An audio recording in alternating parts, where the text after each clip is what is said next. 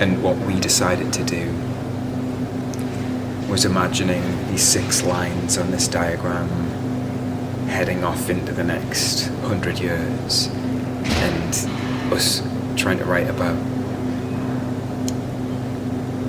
things that happened in the First World War which vibrated along these lines and affected something else further down the line.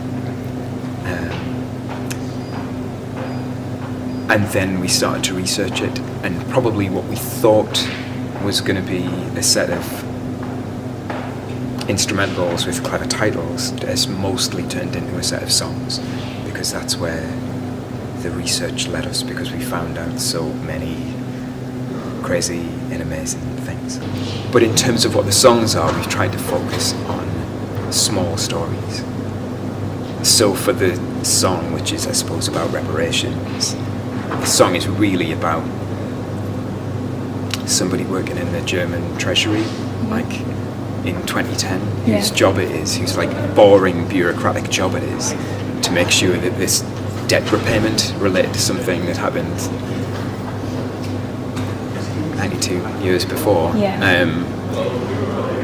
gets done. And you know, those reparations had a huge impact on 20th century history, because the feeling of injustice around it was like a central part of Hitler's rise to power.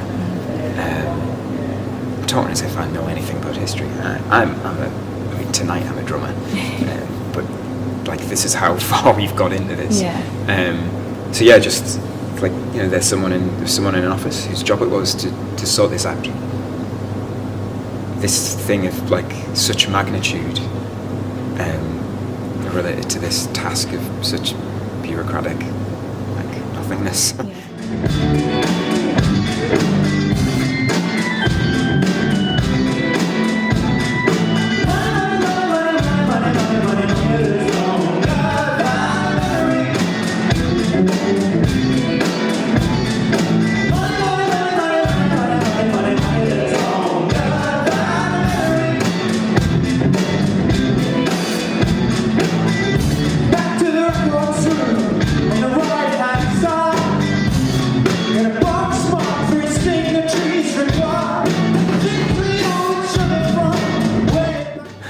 I think that what we have reflected is uncertainty.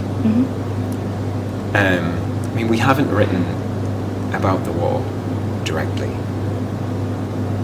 There's one song which deals with the end, the moments of the end. But again, you know, we focused on a small story. Somebody, it actually could be someone on either side, saying, well, now I'm going to go home, and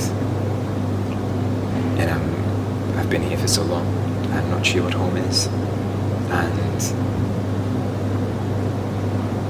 someone has, you know, signed us into peace, and if they could have done it with a pen now, why has it had to wait until now?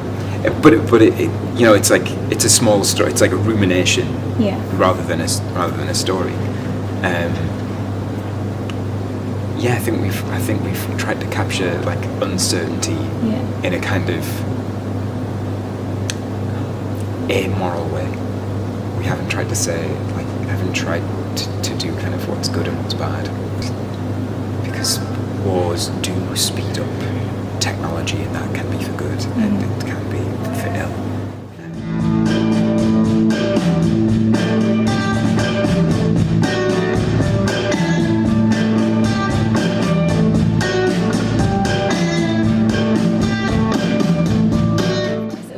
on it that hasn't been done before.